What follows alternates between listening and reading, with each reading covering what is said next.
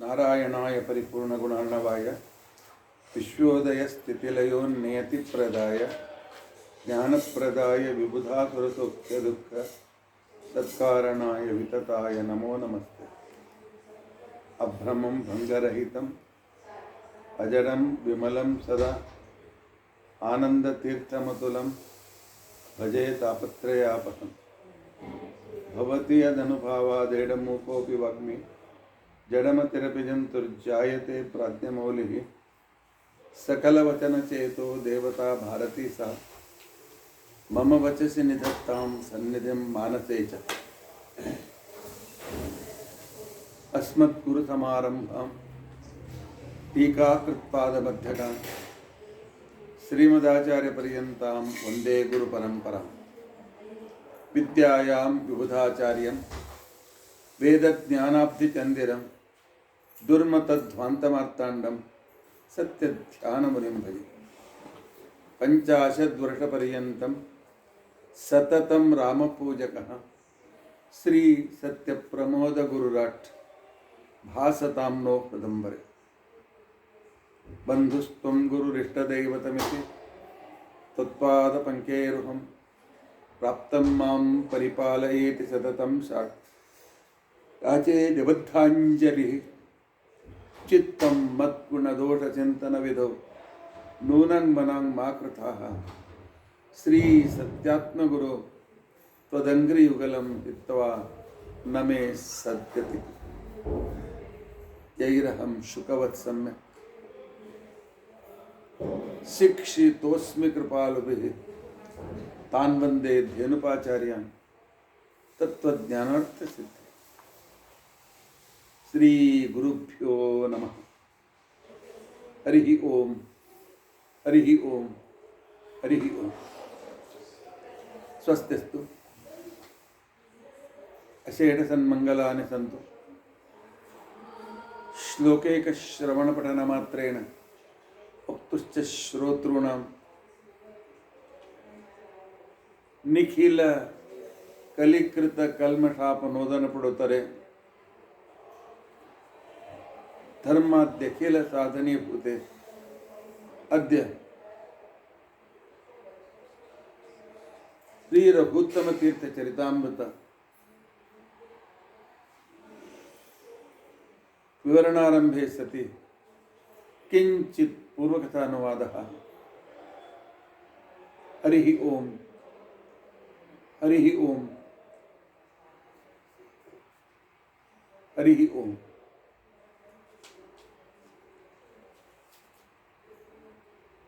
ಹರೇ ರಾಮ ಹರೇ ರಾಮ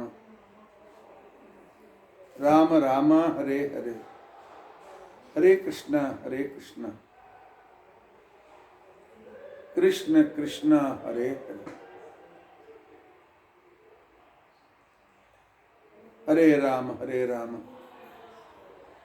ರಾಮ ರಾಮ ಹರೇ ಹರೇ. ಹರೇ ಕೃಷ್ಣ ಹರೇ ಕೃಷ್ಣ ಕೃಷ್ಣ ಕೃಷ್ಣ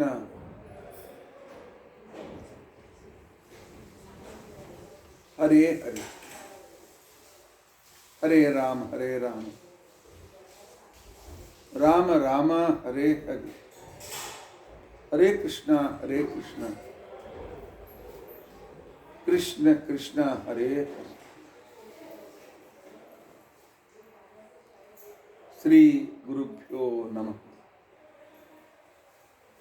ಹರಿ ಓಂ ಹರಿ ಓಂ ಹರಿ ಓಂ. ಸುಮಾರು 5 ದಿನಗಳಿಂದ ರಘುತ್ತಮರ ಚರಿತ್ರೆಯನ್ನು ಕೇಳ್ತಾ ಇದ್ದೇವೆ. ಅವರು ಮಾಡಿದ ಕೆಲಸ ತಿಂಗಳಾನುಗಟ್ಟಲೆ ಹೇಳಿದರೂ ಕೂಡ ಕಡಿಮೆ. ಆದರೂ ಯಥಾಶಕ್ತಿ ಸಂಕ್ಷೇಪ ಮಾಡಿ ನಾನು ಹೇಳ್ತಾ ಇದ್ದೇನೆ.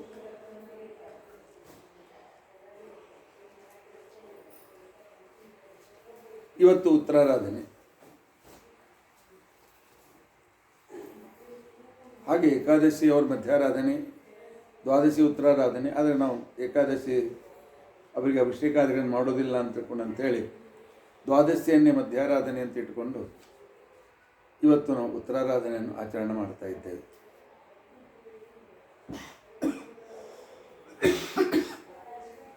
ರಘುತ್ತಮರ ಆಜ್ಞೆಯ ಪ್ರಕಾರ ಅದ್ವೈತ ಸಿದ್ಧಿಯನ್ನು ಅಭ್ಯಾಸ ಮಾಡಿ ಅದಕ್ಕೆ ಸರಿಯಾಗಿ ಉತ್ತರವನ್ನು ಕೊಟ್ಟು ನ್ಯಾಯಾಮೃತವಾದ ಮಂಡನೆಯನ್ನು ಮಾಡುವುದಕ್ಕೋಸ್ಕರ ಅದ್ವೈತ ಸಿದ್ಧಿಯ ಖಂಡನೆ ನ್ಯಾಯಾಮೃತದ ಮಂಡನೆ ಮಾಡುವುದಕ್ಕೋಸ್ಕರ ಸ್ವತಃ ಅದ್ವೈತ ಸಿದ್ಧಿ ಗ್ರಂಥವನ್ನು ಬರೆದ ಮಧುಸೂದನ ಸರಸ್ವತಿಯರ ಮನೆಗೆ ಅವರ ಊರಿಗೆ ವ್ಯಾಸರಾಮಾಚಾರ್ಯರನ್ನು ಕಳಿಸಿದ್ದಾರೆ. ಮಧುಸೂದನ ಸರಸ್ವತಿ ಇರುವುದು ಬಂಗಾಲದ ನವದ್ವೀಪದಲ್ಲಿ. ಗಂಗಾದೇವಿ ಆಕಾಶದಿಂದ ಕೆಳಗೆ ಬಂದು ಮಹಾಬದರಿಯಲ್ಲಿ ಬಿದ್ದು ಅಲ್ಲಿಂದ ಅಲಕನಂದೆಯಾಗಿ ಮುಂದೆ ಹೊರಟು ಆನಂತರ ಅವಳು ಸಾವಕಾಶವಾಗಿ ಮುಂದೆ ಹರಿಯುತ್ತಾ ಮಂದಾಕಿನಿ ಅಂತ ಹೇಳ್ಕೊಂಡು ಅನಿಸಿಕೊಂಡು ದೇವಪ್ರಯಾಗದಲ್ಲಿ ಗಂಗೋತ್ರಿಯ ಧಾರೆಯಿಂದ ಒಂದುಗೂಡಿ ಭಾಗೀರಥಿಯಾಗಿ ಆನಂತರ ಹರಿದ್ವಾರ ಋಷಿಕೇಶ ಹರಿದ್ವಾರದ ಮೂಲಕ ಕಾಶಿಗೆ ಬಂದು ಆಮೇಲೆ ಉತ್ತರ ಪ್ರದೇಶ, ಬಿಹಾರ್ ಪ್ರಾಂತ, ಆನಂತರ ಬಂಗಾಲ್ ಪ್ರಾಂತ, ಆಮೇಲೆ ಕೊನೆಗೆ ಬಂಗಾಳ ಉಪಸಾಗರದಲ್ಲಿ 9 ರೀತಿಯಿಂದ 9 ಧಾರೆಯಿಂದ ಅವಳು ಸಮುದ್ರಕ್ಕೆ ಸೇರ್ತಾಳೆ. ಬಹಳ ದಿವಸದಿಂದ ತನ್ನ ಗಂಡನಾದ ಸಮುದ್ರ ರಾಜನನ್ನು ಕಂಡಿರಲಿಲ್ಲ ಅಂತ ತಿಳ್ಕೊಂಡು ಅಂತ ಹೇಳಿ 9 ರೂಪದಿಂದ ಬಂಗಾಳ ಉಪಸಾಗರದಲ್ಲಿ ಸೇರ್ತಕ್ಕಂತಹ ಸ್ಥಳಕ್ಕೇನೆ ನವದ್ವೀಪ ಅಂತ ಕರೀತಾರೆ. ಮಧುಸೂದನ ಸರಸ್ವತಿಗಳು ಅದ್ವೈತ ಪೀಠದ ಸ್ವಾಮಿಗಳು, ಆದರೆ ಮಹಾನ್ ವಿದ್ವಾಂಸರು,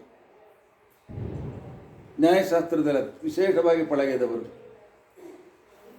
ಆದರೆ ಅದ್ವೈತ ಪೀಠದಲ್ಲಿರುವುದರಿಂದ ಅದ್ವೈತ ಮತವನ್ನು ಪ್ರಚಾರ ಮಾಡುವ ಕ್ರಮದಿಂದ ನ್ಯಾಯಾಮೃತದಲ್ಲಿ ಬಂದ ಉತ್ತರಗಳನ್ನು ಪುನಃ ಈ ಉತ್ತರ ನಮಗೆ ಕೊಟ್ಟ ಸರಿಯಾದ ಉತ್ತರವಲ್ಲ, ನಾವು ನಮ್ಮ ಮತವನ್ನು ಈ ರೀತಿ ಸಾಧಿಸಲಿಕ್ಕೆ ಬರ್ತದೆ ಅಂತ ತಿಳ್ಕೊಂಡು ಅಂತೇಳಿ ಅದ್ವೈತ ಸಿದ್ಧಿ ಗ್ರಂಥವನ್ನು ಬರೆದಿದ್ದರು. ಅವರ ಮನೆ ಅಂದರೆ ಅವರ ಮಠ ವಿಶೇಷವಾಗಿ ವಿದ್ವಾಂಸರ ಆಗರವಾಗಿತ್ತು. ವಿದ್ವಾಂಸರಿಗೆ ಅನ್ನ ವಸತಿ ಎಲ್ಲ ಕೊಟ್ಟು ವಿಶೇಷ ಪಂಡಿತರನ್ನು ತಯಾರು ಮಾಡತಕ್ಕಂಥ ಮಹಾನುಭಾವರು, ಮಹಾನ್ ವಿದ್ವಾಂಸರು ಮಧುಸೂದನ ಸರಸ್ವತಿಗಳು. ಅವರು ಅದ್ವೈತಿಗಳು ಅಂತೇಳಿ ನಾವು ಸುಮ್ಮನೆ ತಿರಸ್ಕಾರದಿಂದ ಬೈಗಳಿಂದ ಮಾತನಾಡುವುದಲ್ಲ. ವಿದ್ಯೆ ಎಲ್ಲಿದ್ದರೂ ಕೂಡ ಆದರಣೀಯ, ಅದು ಸರಿ ಇರಲಿ ತಪ್ಪಿರಲಿ ನಂತರದ ಮಾತು. ಆದರೆ ಹಿಂದೆ ಅವರ ಪರಿಶ್ರಮ ಬಹಳ ಶ್ರೇಷ್ಠವಾಗಿರ್ತದೆ. ವ್ಯಾಸರಾಮಾಚಾರ್ಯರು ನವದ್ವೀಪಕ್ಕೆ ಬಂದು ಮುಟ್ಟಿದ್ದಾರೆ. ಒಂದು ಧರ್ಮಶಾಲೆಯಲ್ಲಿ ಉಳಿದುಕೊಂಡು ಗಂಗೆಯಲ್ಲಿ ಸ್ನಾನ ಅನ್ನದ ಕೆಳಗೆ ಮುಗಿಸಿಕೊಂಡು ಮಧುಸೂದನ ಸರಸ್ವತಿಗಳ ಭೇಟಿಗೆ ಅವರ ಮಠಕ್ಕೆ ಬಂದಿದ್ದ. ಮಧುಸೂದನ ಸರಸ್ವತಿಯವರ ಮಠ ಅತಿ ವಿಶಾಲವಾದುದು. ವಿದ್ವಾಂಸರಿಗಿರಲಿಕ್ಕೆ ಅನೇಕ ಕೋಣೆಗಳು, ಅವರ ಪಾಠ ಪ್ರವಚನಕ್ಕೆ ವಿಶಾಲವಾದ ಹಾಲ್, ಉಗ್ರಾಣ, ಅಡುಗೆ ಮನೆ ಎಲ್ಲ. ಆದರೆ ಮಧ್ಯದಲ್ಲಿ ಒಂದು ಆಶ್ಚರ್ಯಕರ ಸಿದ್ಧಾಂತ ವಿಚಾರ ಅಂತಿಕೊಂಡಂತಂದರೆ, ಮಧ್ಯದಲ್ಲಿ ಶ್ರೀಕೃಷ್ಣನ ಒಂದು ಗುಡಿ. ಅದ್ವೈತ ಪೀಠದ ಸ್ವಾಮಿಗಳು ಪೂಜೆ ಮಾಡುವ ದೇವರು ಶ್ರೀಕೃಷ್ಣ. 9 ಗಂಟೆಗೆ ಸುಮಾರು 9 ಗಂಟೆ ಹೊತ್ತಿಗೆ ರಾಮಾಚಾರ್ಯರು ಮಧುಸೂದನ ಸರಸ್ವತಿಯವರ ಮಠಕ್ಕೆ ಬಂದರೆ, ಮಧುಸೂದನ ಸರಸ್ವತಿಯವರು ಕೃಷ್ಣನ ಎದುರಿಗೆ ಕುಳಿತುಕೊಂಡು ಪೂಜೆ ಮಾಡ್ತಾ ಷೋಡಶೋಪಚಾರ ಪೂಜೆಯನ್ನು ಮಾಡ್ತಾ ಕಣ್ಣಲ್ಲಿ ಆನಂದ ಬಾಷ್ಪಗಳನ್ನು ತುಂಬಿಕೊಂಡು ಒಂದೇ ಸವನೆ ಕೃಷ್ಣನ ಪ್ರಾರ್ಥನೆಯನ್ನು ಮಾಡ್ತಾ ಇದ್ದ. ಕೃಷ್ಣನ ಸ್ತೋತ್ರ ಮಾಡ್ತಾ ಇದ್ದ. ಕೃಷ್ಣ ಯಾವಾಗ ಒಲಿತೀಯಪ್ಪ ಅಂತನೂ ಪ್ರಾರ್ಥನೆ ಮಾಡ್ತಾ ಇದ್ದ. ರಾಮಾಚಾರ್ಯರಿಗೆ, ವ್ಯಾಸರಾಮಾಚಾರ್ಯರಿಗೆ ಒಂದು ವಿಶೇಷವಾಗಿರ್ತಕ್ಕಂತಹ ಆಶ್ಚರ್ಯ. ಅದ್ವೈತಿಗಳು ತಮ್ಮ ಗ್ರಂಥದಲ್ಲಿ ನಾನೇ ದೇವರು ಅಂತ ಸಾಧನೆ ಮಾಡಿ, ಜಗತ್ತು ಮಿಥ್ಯಾ ನಾನೇ ದೇವರು ಅಂತೇಳಿ ಸಾಧನೆ ಮಾಡಿದ, ಅದು ಗಟ್ಟಿಮುಟ್ಟಾದ ಅನೇಕ ನ್ಯಾಯಶಾಸ್ತ್ರದ ಆ ಒಂದು ಪೂರ್ವಪಕ್ಷದಲ್ಲಿ ಸಾಧನೆ ಮಾಡಿದ ವ್ಯಕ್ತಿಗಳು. ಆದರೆ ಇಲ್ಲಿ ನೋಡಿದರೆ ಪರಮಾತ್ಮನ ಪರಮ ಭಕ್ತರು. ಭಾಳ ಆಶ್ಚರ್ಯವಾಯಿತು. ಪೂಜೆ ಮುಗಿದ ನಂತರ ವ್ಯಾಸರಾಮಾಚಾರ್ಯ ಮಧುಸೂದನ ಸರಸ್ವತಿಗಳನ್ನು ಭೇಟಿಯಾಗಿದ್ದಾರೆ. ಆಗ ಮಧುಸೂದನ ಸರಸ್ವತಿ ಕೇಳಿದ್ರು, ಯಾರು ತಾವು, ಎಲ್ಲಿಂದ ಬಂದಿದ್ದೀರಿ? ಇಲ್ಲ, ನಾನು ಮಹಾರಾಷ್ಟ್ರದಿಂದ ಬಂದಿದ್ದೇನೆ.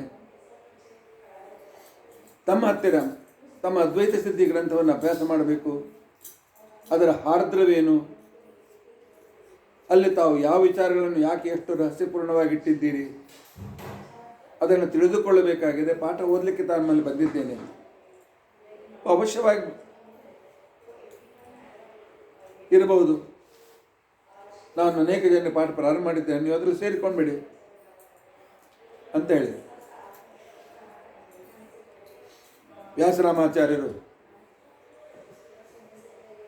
ತಾವು ಒಂದು ಧರ್ಮಶಾಲೆಯಲ್ಲಿ ತಮ್ಮ ಇರುವ ವ್ಯವಸ್ಥೆಯನ್ನು ಮಾಡಿಕೊಂಡು ದಿನಾಲು ಪಾಠಕ್ಕೆ ಬರ್ತಿದ್ದರು.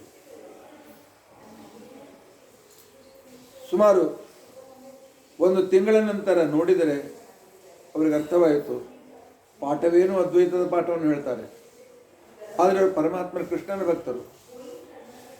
ಹೆಚ್ಚಿನ ವೇಳೆಯಲ್ಲಿ ಶ್ರೀಕೃಷ್ಣನ ನಾಮ ಜಪವನ್ನು ಮಾಡತಕ್ಕಂಥ ವ್ಯಕ್ತಿಗಳು. ಈ ರೀತಿಯಾಗಿ ನೋಡಿ ವ್ಯಾಸರಾಮಾಚಾರ್ಯರಿಗೆ ಬಹಳ ಆಶ್ಚರ್ಯವಾಯಿತು. ಒಂದು ದಿನ ಅವರು ಕೇಳೇ ಬಿಟ್ಟರು.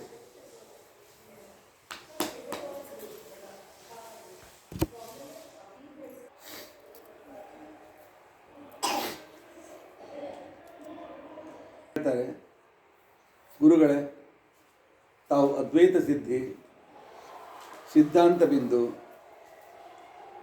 ವೇದಾಂತ ಕಲ್ಪಲತಿಕ, ಅದ್ವೈತ ರತ್ನ ರಕ್ಷಣ, ಪ್ರಸ್ಥಾನ ಭೇದ, ಅದ್ವೈತದ ಸಿದ್ಧಾಂತದ ಸ್ಥಾಪನೆಗೆ, ಪ್ರಚಾರಕ್ಕೆ, ಅದರ ರಕ್ಷಣೆಗೆ ಅದ್ಭುತ ಗ್ರಂಥಗಳನ್ನು ಬರೆದಿದ್ದೀವಿ.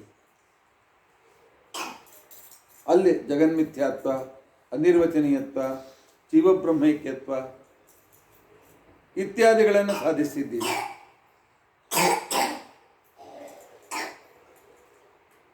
ಆದರೆ ಇಲ್ಲಿ ಮಾತ್ರ ಕೃಷ್ಣನ ಪರಮ ಭಕ್ತರು. ಈ ಪರಸ್ಪರ ವಿರುದ್ಧವಾಗಿರ್ತಕ್ಕಂಥ ಆಚರಣೆ ಹೇಗೆ? ಒಂದು ಕಡೆಗೆ ಗುಣಪೂರ್ಣ ಕೃಷ್ಣನ ಭಕ್ತಿ, ಅವನ ಪ್ರಾರ್ಥನೆ ಮಾಡುವಾಗ ಅವನ ಹತ್ರ ದಯಾದ ವಿಚಾರ, ನಾನೇ ಬ್ರಹ್ಮ ಅಂತಕ್ಕಂಥವ್ರು ಅವನನ್ನು ದೇವರಂತ ಒಪ್ಪಿಕೊಂಡು ಅವನ ಹತ್ರ ಪ್ರಾರ್ಥನೆ ಮಾಡಿಕೊಳ್ತಾ ಇದ್ದೀರಿ. ನನ್ನ ಪ್ರಶ್ನೆ ತಪ್ಪಾಗಿದ್ದರೂ ಆಗಿರಬಹುದು, ಆದರೆ ಈ ಎರಡು ರೀತಿಯ ವ್ಯವಹಾರ ಒಂದೇ ಕಡೆಗೆ ಹೇಗೆ? ಪರಸ್ಪರ ವಿರುದ್ಧ ವ್ಯವಹಾರಗಳು. ಆಗ ಅಷ್ಟೇ ಅಲ್ಲ, ನಿರ್ಗುಣ ಭಕ್ತಿ ಮಾಡತಕ್ಕಂಥ ಭಗವಂತನ ನಿರ್ಗುಣ ಅಂತಕ್ಕಂಥವ್ರು ಭಕ್ತಿಯನ್ನು ಹೇಗೆ ಮಾಡಲಿಕ್ಕೆ ಸಾಧ್ಯ ಅಂತ ತಮ್ಮ ಸಂಶಯವನ್ನು ಎದುರುಗಿಟ್ಟಾಗ ಉದಾರಿಗಳಾಗಿರ್ತಕ್ಕಂಥ ಮಧುಸೂದನ ಸರಸ್ವತಿ ಹೇಳಿದರು, ರಾಮಾಚಾರ್ಯರೇ, ನಿಮ್ಮ ಮಾತು ನಿಜ. ನಾನು ನ್ಯಾಯಶಾಸ್ತ್ರ ಕಲಿತದ್ದು ನ್ಯಾಯ ಸಿಂಹನಾದಂಥ ಗದಾಧರ ಭಟ್ಟನ ಹತ್ತಿರ. ನಾನು ಅವರ ಹತ್ತಿರ ನ್ಯಾಯಶಾಸ್ತ್ರವನ್ನು ಕಲಿಯುವಾಗ ಹರೇ ರಾಮ್ ತರ್ಕವಾಗೀಶ ಅಂತಕ್ಕಂಥ ವಿದ್ಯಾರ್ಥಿಗಳು ಚೈತನ್ಯ ಸಂಪ್ರದಾಯದ ಕೃಷ್ಣ ಭಕ್ತನಾದ ವ್ಯಕ್ತಿ ನನ್ನ ಸಹಪಾಠಿಯಾಗಿದ್ದ. ವಿದ್ಯಾರ್ಥಿ ಅವಸ್ಥೆಯಲ್ಲಿ ನ್ಯಾಯಶಾಸ್ತ್ರವೇ ನಮ್ಮ ನೀರಾಗಿತ್ತು,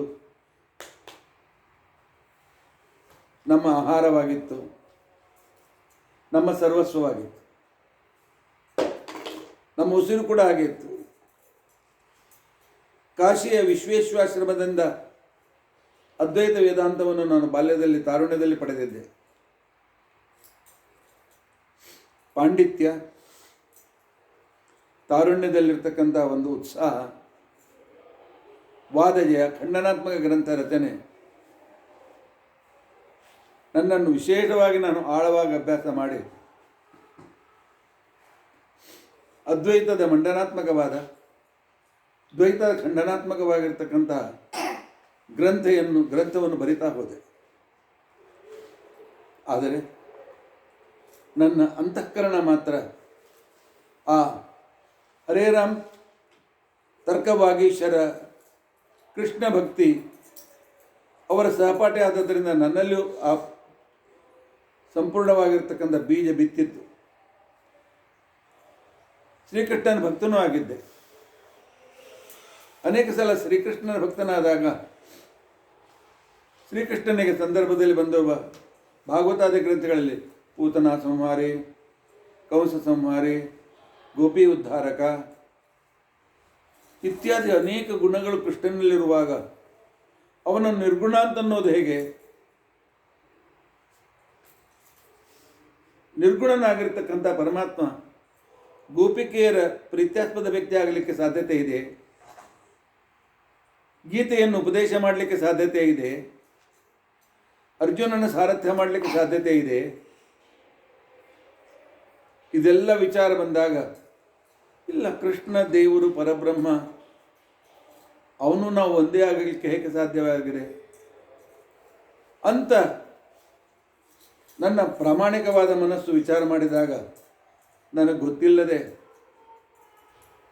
ನಾನು ಶ್ರೀಕೃಷ್ಣನ ಭಕ್ತನಾದೆ. ಬುದ್ಧಿ ಮಾತ್ರ, ಮನಸ್ಸು ಕೃಷ್ಣನ ಕಡೆ ಎಳಿತಾ ಇದೆ. ಬುದ್ಧಿ ಮಾತ್ರ ಅಹಂ ಬ್ರಹ್ಮಾತ್ಮಿ ಏಕಮೇವಾದ್ವಿತೀಯಂ, ಆನಂತರ ನೇಹನಾನಾಸ್ತಿ ಕಿಂಚನ, ಇವುಗಳಲ್ಲಿ ಅದ್ವೈತದ ವಿಚಾರ ಬಂದಿರತಕ್ಕಂಥ ವಿಚಾರವನ್ನು ಅದನ್ನು ಕೂಡ ಬಿಡಲಿಕ್ಕೆ ಆಗ್ತಾ ಇಲ್ಲ.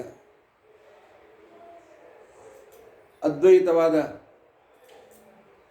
ಗುರುಗಳನ್ನಾಗಿ ನನ್ನನ್ನು ಮಾಡಿದ್ದರಿಂದಾಗಿ ಸಮಾಜಕ್ಕೆ ನಾನು ಆ ಪೀಠಕ್ಕೆ ನ್ಯಾಯವನ್ನು ಮಾಡಬೇಕು. ಅದಕ್ಕೋಸ್ಕರ ಅದ್ವೈತದ ಪಾಠವನ್ನು ಹೇಳ್ತೇನೆ. ಆದರೆ ಅಂತಃಕರಣ ಮಾತ್ರ ಪರಮಾತ್ಮನಲ್ಲಿ ನನ್ನ ಮನಸ್ಸು ಆಸಕ್ತವಾಗಿದೆ.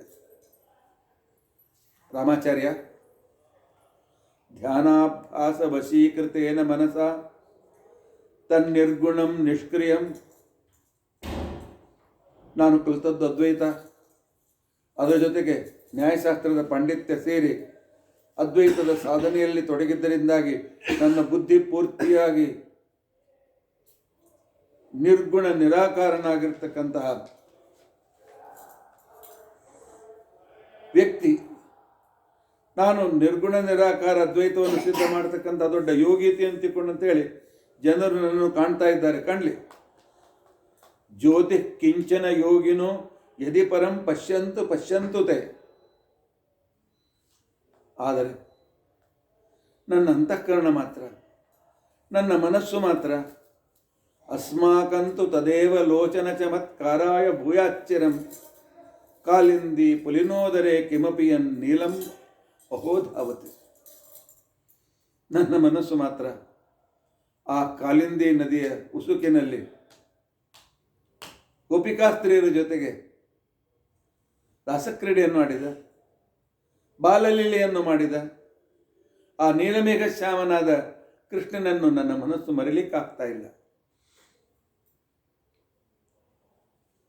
ಮನಸ್ಸು ಪರಮಾತ್ಮನಲ್ಲಿ, ಆದರೆ ಪೀಠದಲ್ಲಿ, ಅದ್ವೈತ ಪೀಠದಲ್ಲಿ ಕುಳಿತಿದ್ದರಿಂದಾಗಿ, ಆ ಬಾಲ್ಯದಿಂದ ಅದರ ಅಭ್ಯಾಸದ ಸಂಸ್ಕಾರ ಇರೋದರಿಂದಾಗಿ ಅದನ್ನು ಬಿಡಲಿಕ್ಕಾಗ್ತಾ ಇಲ್ಲ. ಅದನ್ನು ಸಾಧನೆ ಮಾಡ್ತೇನೆ. ಅಷ್ಟೇ ಇಲ್ಲ, ಧ್ಯಾನ ಮಾಡ್ತಾ ಹೋದಂತೆ ನನ್ನ ಮನಸ್ಸು ಆ ಮುರಳೀಧಾರನಾಗಿರ್ತಕ್ಕಂತಹ ಮೇಘಶ್ಯಾಮನಾಗಿರ್ತಕ್ಕಂತಹ, ಪೀತಾಂಬರವನ್ನು ಉಟ್ಟುಕೊಂಡಿರ್ತಕ್ಕಂತಹ, ಆ ಕೆಂಪಾದ ತುಟಿಯುಳ್ಳ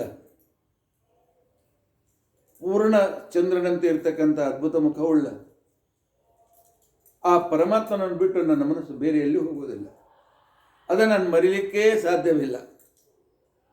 ವಂಶೀ ವಿಭೂಷಿತಕರಾನ್ ನವನೀರದಾಭಾತ್ ಪೀತಾಂಬರಾತ್ ಅರುಣಬಿಂಬ ಫಲಾಧರುಷ್ಟಾತ್ ಪೂರ್ಣೇಂದು ಸುಂದರ ಮುಖಾರವಿಂದ ನೇತ್ರಾತ್ ಕೃಷ್ಣಾತ್ ಪರಂ ಕಿಮಪಿ ತತ್ವನಹಂ ಜಾನೆ. ಅದ್ವೈತವನ್ನು ಉಪಯೋಗಿಸ್ತೇನೆ, ಆದರೆ ಆ ಕೃಷ್ಣನನ್ನು ಬಿಟ್ಟು ನನ್ನ ಮನಸ್ಸು ಎಲ್ಲೂ ಅಲುಗಾಡ್ತಾ ಇಲ್ಲ. ನಿಜವಾಗಿಯೂ ಇಲ್ಲಿವರೆಗೆ ನನಗೆ ಯಾರು ಕೇಳಲಿಲ್ಲ. ಇವತ್ತು ನೀವು ಕೇಳಿದ್ದೀರಿ.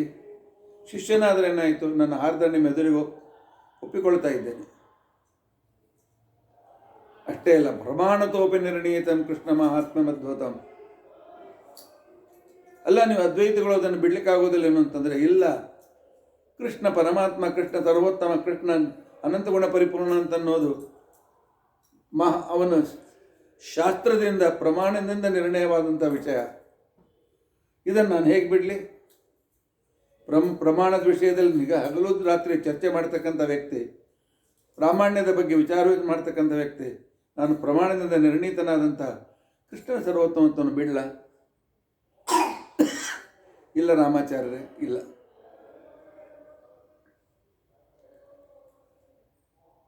ಇಷ್ಟೆಲ್ಲ ಅಂದಿರ್ತಕ್ಕಂಥ ಸಂದರ್ಭದಲ್ಲಿ ರಾಮಾಚಾರ್ಯ ಕೇಳ್ತಾರೆ, ಹಾಗಾದರೆ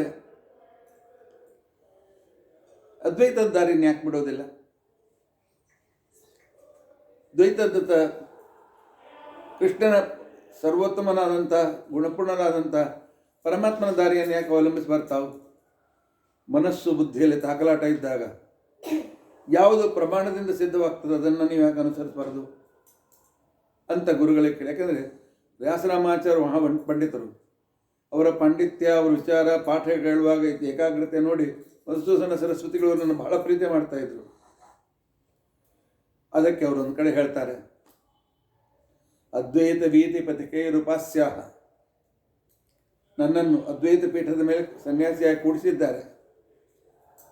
ಅದ್ವೈತವನ್ನು ಪ್ರಾಣವಾಗಿಟ್ಟುಕೊಂಡು ಅದೇ ರೀತಿ ಉಪಾಸನೆ ಮಾಡ್ತಕ್ಕಂಥವರೆಲ್ಲರೂ ನನ್ನನ್ನು ಗುರು ಅಂತ ತಿಳಿದುಕೊಂಡಿದ್ದಾರೆ. ಆದ್ದರಿಂದಾಗಿ ನಾನು ಆ ಪೀಠದ ಮರ್ಯಾದೆಯನ್ನು ಕಾಯಲೇಬೇಕು. ಅದು ಕೂಡ ನನ್ನ ಕರ್ತವ್ಯವಲ್ಲವೇ? ಇಷ್ಟಿದ್ದರೂ ಕೂಡ ಹಗಲಿಂದ ರಾತ್ರಿ ನಾನು ಪೀಠದಲ್ಲಿ ಕುಳಿತುಕೊಂಡು ಅದ್ವೈತ ಮತವನ್ನು ಸಾಧಿಸಿದರೂ ಸಹ ಶಠೇನ ಕೇನಾಪಿ ವಯಂ ಶಠೇನ, ನನ್ನ ಮನಸ್ಸು ಮಾತ್ರ ಆ ಗೋಪಿಕಾಸ್ತ್ರೀಯರ ವಸ್ತ್ರವನ್ನು ಕದ್ದು ಅವರ ಜೊತೆ ತಮಾಷೆ ಮಾಡ್ತಾ ಅವರ ಮೇಲೆ ಅನುಗ್ರಹ ಮಾಡಿದ ಆ ಕೃಷ್ಣನನ್ನು ಬಿಟ್ಟು ನನ್ನ ಮನಸ್ಸು ದೂರ ಸರಿತಾ ಇಲ್ಲ ಅಂತ ಒಪ್ಪಿಕೊಂಡಿದ್ದ. ಆಗ ರಾಮಾಚಾರ್ಯ ಕೇಳ್ತಾರೆ, ಮತ್ತೆ ಇದು ಪರಸ್ಪರ ವಿರುದ್ಧವಾಗಲಿಲ್ಲ ವ್ಯಾಹತೆ? ಒಂದು ಕಡೆಗೆ ಅದ್ವೈತ ಹೇಳ್ತೀರಿ, ಇನ್ನೊಂದು ಕಡೆ ಕೃಷ್ಣ ಭಕ್ತಿ ಮಾಡ್ತೀರಿ, ಇದು ಸ್ವವಚನ ವ್ಯಾಹತಿ ಆಗಲಿಲ್ವೇ ಅಂತ ಕೇಳಿದಾಗ ಆ ಕಾಲಕ್ಕೆ ಮಧುಸೂದನ ಸರಸ್ವತಿಗಳು ಅದನ್ನು ಬಹಳ ಬೆಳೆಸಲಿಕ್ಕೆ ಬಯಸದೆ, ನೋಡಪ್ಪ, ವ್ಯಾವಹಾರಿಕ ಸತ್ಯ ಬೇರೆ, ಪಾರಮಾರ್ಥಿಕ ಸತ್ಯ ಬೇರೆ, ಪಾಠದ ಬೆಳೆ ಆಯಿತು, ನಂತರ ವಿಚಾರ ಮಾಡೋಣ ನೋಡಿ ಅಂತಕೊಂಡು ಅಂತೇಳಿ ಹೊರಟುಬಿಟ್ಟು.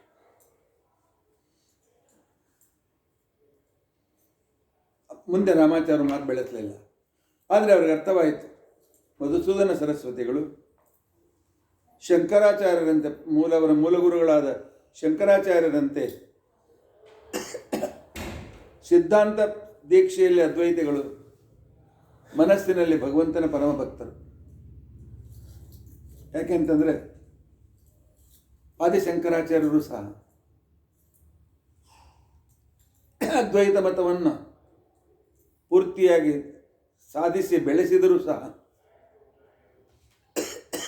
ತಮ್ಮ ಭಕ್ತರಿಗೆ ಉಪದೇಶ ಮಾಡಿದ್ದೇನು?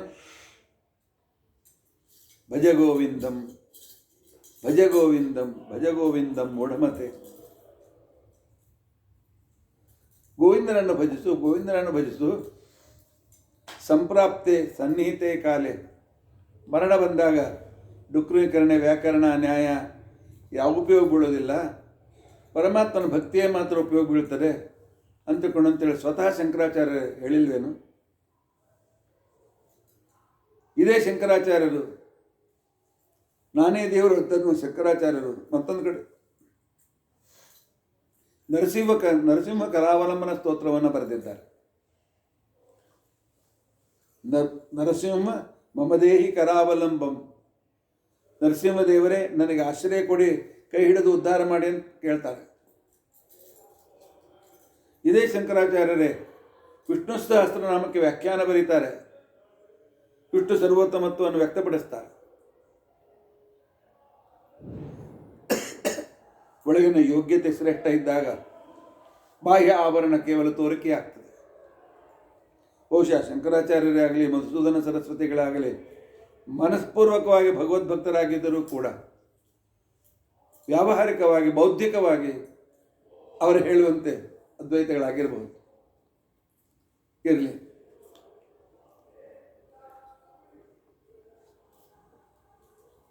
ಪಾಠ ಮುಂದುವರೆದಿದೆ. ಪಾಠದಲ್ಲಿ ಅದ್ವೈತ ಸಿದ್ಧಿಯನ್ನು ಮುಂದುವರಿಸಿದಂತೆ ರಾಮಾಚಾರ್ಯ ಗೊತ್ತಾಗ್ತಾ ಇದೆ, ಅದ್ವೈತ ಸಿದ್ಧಿಯ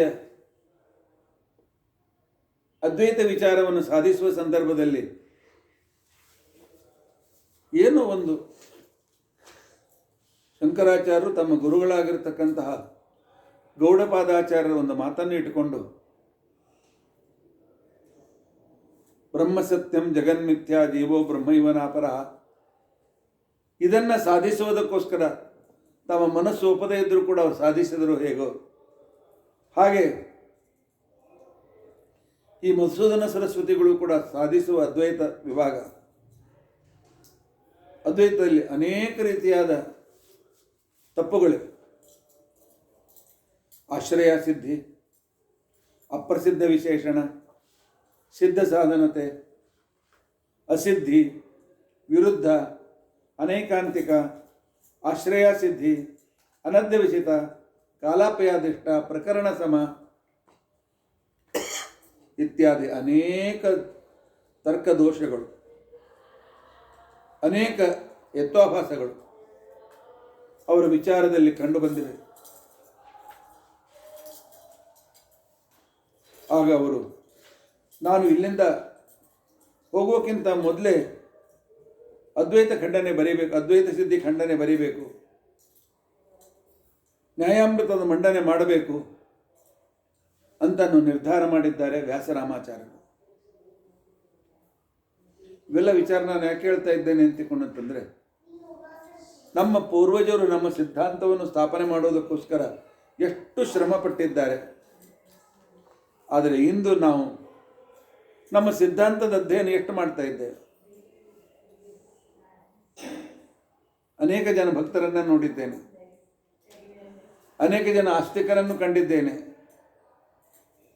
ಸಂಧ್ಯಾ ವಂದನೆ ಮಾಡ್ತಾರೆ, ದೇವ್ರ ಪೂಜೆ ಮಾಡ್ತಾರೆ, ನೈವೇದ್ಯ ಮಾಡ್ತಾರೆ, ವೈಷ್ಣದೇವ ಮಾಡ್ತಾರೆ, ವ್ರತ ಮಾಡ್ತಾರೆ, ಏಕಾದಶಿ ಉಪವಾಸ ಮಾಡ್ತಾರೆ, ದಾನ ಧರ್ಮ ಮಾಡ್ತಾರೆ. ಆದರೆ ಶಾಸ್ತ್ರದಲ್ಲಿ ಆಸಕ್ತಿ ಇಲ್ಲ. ಶಾಸ್ತ್ರ ಓದದೇ ಹೋದರೆ ಉದ್ಧಾರ ಆಗೋದು ಹೇಗೆ ಅನ್ನುವ ಒಂದು ಚಿಂತೆ ಯಾವಾಗಲೂ ನಮಗೆ ಕಾಡ್ತಾ ಇರ್ತದೆ. ಅದಕ್ಕೋಸ್ಕರ ಈ ಶಾಸ್ತ್ರದನ್ನು ರಚಿಸಿರ್ತಕ್ಕಂಥ ಮಹಾನುಭಾವರು ಎಷ್ಟು ಕಷ್ಟಪಟ್ಟಿದ್ದಾರೆ, ಎಷ್ಟು ವಿಧದಿಂದ ನಮ್ಮ ಸಿದ್ಧಾಂತವನ್ನು ರಕ್ಷಣೆ ಮಾಡಬೇಕು ಅಂತ ತಿಳ್ಕೊಂಡಂಥೇಳಿ ಹಗಲು ರಾತ್ರಿ ತಮ್ಮ ಪ್ರಾಣವನ್ನೇ ಬಲಿಯಾಗಿಟ್ಟಿದ್ದಾರೆ, ಪಣವಾಗಿಟ್ಟಿದ್ದಾರೆ. ಅದ್ವೈತ ಮಧುಸೂದನ ಸರಸ್ವತಿಗಳ ಶಿಷ್ಯರಾಗಿ ಅದ್ವೈತ ಸಿದ್ಧಿಯನ್ನು ಕಲಿತಾ ಇದ್ದರೂ ಕೂಡ ರಾತ್ರಿ ಮನೆಗೆ ಹೋಗಿ ಅದ್ವೈತ ಸಿದ್ಧಿಯ ಖಂಡನೆಯನ್ನು ಬರಲಿಕ್ಕೆ ಪ್ರಾರಂಭ ಮಾಡಿದ್ದಾರೆ ರಾಮಾಚಾರ್ಯರು. ಒಮ್ಮೊಮ್ಮೆ ಸಂಶಯ ಬಂದಾಗ, ಏನು ಮಾಡಬೇಕು ಅಂತ ಬಂದಾಗ ರಘುತ್ತಮರನ್ನು ನೆನೆಸಿದರೆ ಸಾಕು, ಲೇಖನೆ ಸರ ಸರ ಸರ ಅಂತ ಮುಂದೆ ಹೋಗ್ತಾ ಇತ್ತು. ಆ ಗ್ರಂಥವನ್ನು ರಚನೆ ಮಾಡಲಿಕ್ಕೆ ಪ್ರಾರಂಭ ಮಾಡಿದ್ದಾರೆ. ಆಗ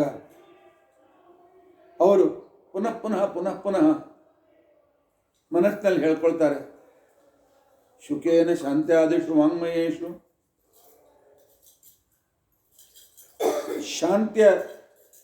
ಶಾಂತನಾಗಿದ್ದುಕೊಂಡು ಸರ್ವಸಂಗ ಪರಿತ್ಯಾಗದಲ್ಲಿ ಶುಕಾಚಾರ್ಯರಿಗೆ ಸಮರಾದ, ವಾಂಗ್ಮಯೇಶು ವ್ಯಾಸೇನ, ಗ್ರಂಥ ರಚನೆಯಲ್ಲಿ ವೇದವ್ಯಾಸರ ಪರಮ ಭಕ್ತರಾದ,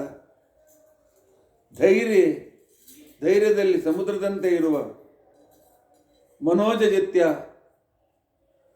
ಇನ್ನು ಮನಸ್ಸಿನ ಮೇಲೆ ಜಯ, ಕಾಮಜಯದ ವಿಷಯದಲ್ಲಿ ರುದ್ರದೇವರಿಗೆ ಸಮರು ಅಂತ ಅನಿಸ್ಕೊಂಡಿರ್ತಕ್ಕಂತಹ ರಘುತ್ತಮಾಖ್ಯಂ ಸ್ವಗುರುಂ ನಮಾಮಿ, ರಘುತ್ತಮರು ಅಂತ ತಿಳ್ಕೊಂಡಂತ ನನ್ನ ಗುರುಗಳನ್ನು ಬರೀತೇನೆ ಅಂತ ತಿಳ್ಕೊಂಡು ಅಂತೇಳಿ ಸ್ತೋತ್ರ ಮಾಡ್ತಾರೆ.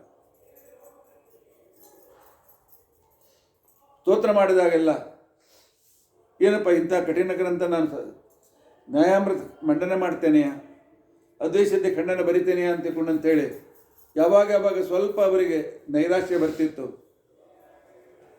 ಯಾವಾಗ ಅವರಿಗೆ ಮನಸ್ಸಿನಲ್ಲಿ ಮುಂದೆ ನನ್ನ ಕಡೆಯಿಂದ ಆಗೋದಿಲ್ಲ ಅಂತ ಅನ್ನಿಸ್ತಿತ್ತು, ಆಗ ರಘುತ್ತಮರು ತಮ್ಮ ಕಣ್ಣೆದುರಿಗಿದ್ದು ಭಗವದ್ಗೀತೆಯ ಶ್ಲೋಕ ನೆನಪು ಮಾಡಿಕೊಡ್ತಾ ಇದ್ರು.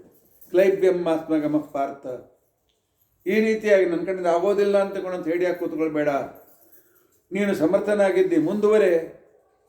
ಕ್ಷುದ್ರಂ ಹೃದಯ ದೌರ್ಬಲ್ಯಂ, ಕ್ಷುದ್ರವಾದ ಈ ದೌರ್ಬಲ್ಯವನ್ನು ಕಿತ್ತಿ ಎಸೆ ಮುನ್ನಡೆ ಅಂತ ಹೇಳಿದಂತೆ ಅವರಿಗೆ ಭಾಸವಾಗ್ತಾ ಇತ್ತು.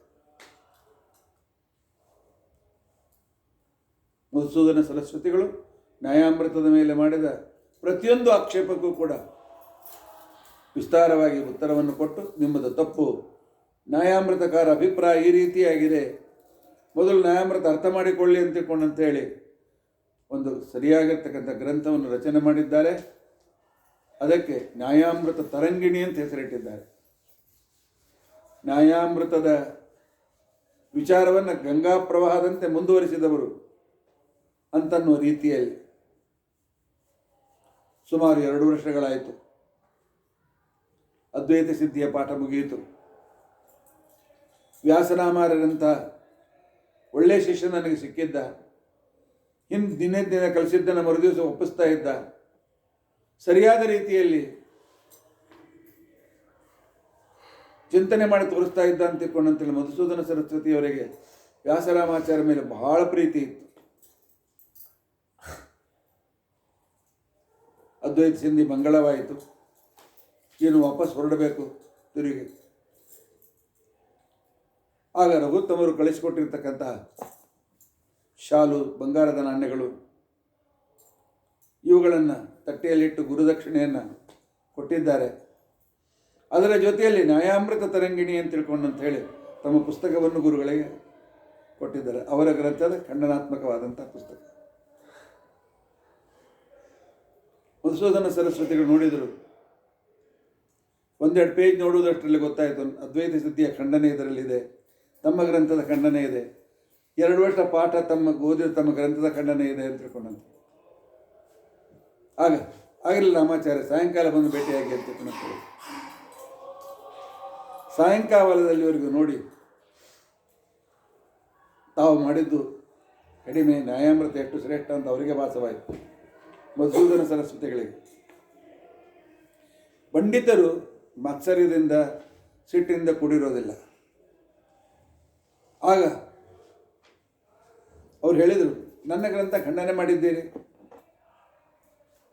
ನನಗೆ ಸ್ವಲ್ಪ ಅಸಮಾಧಾನ ಇದೆ, ಆದರೆ ನೀವು ನಾನು ಹೇಳಿದ ವಿಚಾರವನ್ನು ಅದ್ವೈತ ಸಿದ್ಧಿಯನ್ನು ಪೂರ್ವಪಕ್ಷ ಮಾಡಿಕೊಂಡಿದ್ದೀರಿ. ನಮ್ಮ ಅದ್ವೈತ ವಿದ್ಯಾರ್ಥಿಗಳಿಗೂ ಇಷ್ಟು ಚೆನ್ನಾಗಿ ಪೂರ್ವಪಕ್ಷ ಮಾಡಲಿಕ್ಕೆ ಬರೋದಿಲ್ಲ.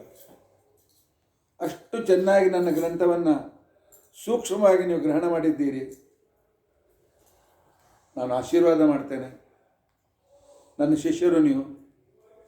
ಆದ್ದರಿಂದಾಗಿ ನಿಮ್ಮ ನ್ಯಾಯಾಮೃತ ತರಂಗಿಣಿ ದ್ವೈತಾದ್ವೈತವಾದದ ಒಂದು ವಿಚಾರದಲ್ಲಿ ಹೊಸ ತರಂಗವನ್ನೇ ಎಬ್ಬಿಸಲಿ, ನಿಮ್ಮ ಗ್ರಂಥ ಅಜರಾಮರವಾಗಲಿ, ಹೋಗಿ ಬನ್ನಿ ಅಂತ ಹೇಳಿ ಕಳಿಸಿಕೊಟ್ಟಿದ್ದಾರೆ.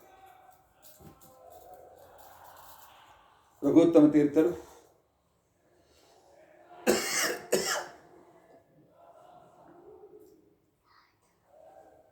ಆ ಗ್ರಂಥವನ್ನು ನೋಡಿ ಬಹಳ ಆನಂದಪಟ್ಟಿದ್ದಾರೆ. ಆನಂತರ ರಾಮಾಚಾರ್ಯರಿಗೆ ಬಹಳ ಸತ್ಕಾರ ಮಾಡಿದ್ದಾರೆ.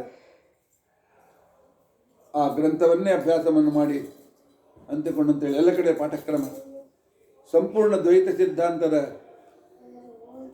ವಿಶಾಲವಾಗಿರ್ತಕ್ಕಂಥ ಒಂದು ವಾತಾವರಣದಲ್ಲಿ ಈ ನ್ಯಾಯಾಮೃತ ತರಂಗಿಣಿಯನ್ನು ಕೊಂಡು ಬಹಳ ಸಂತೋಷಪಟ್ಟು ಎಲ್ಲರೂ ಸಂತೋಷಪಟ್ಟಿದ್ದಾರೆ. ಇದೇ ವೇಳೆಯಲ್ಲಿ ರಘುತ್ತಮರ ಇನ್ನೊಬ್ಬರ ಶಿಷ್ಯರು ನ್ಯಾಯಾಮೃತದ ಮೇಲೆ ಮತ್ತೆ ನ್ಯಾಯಾಮೃತ ಮಂಡನಾತ್ಮಕವಾದ ಅದ್ವೈತಿ ಖಂಡನಾತ್ಮಕ ಅವರ ರಘುತ್ತಮ ಇನ್ನೊಬ್ಬ ಶಿಷ್ಯರೇ ಪಾಂಡುರಂಗಿ ಆಚಾರ್ಯರು.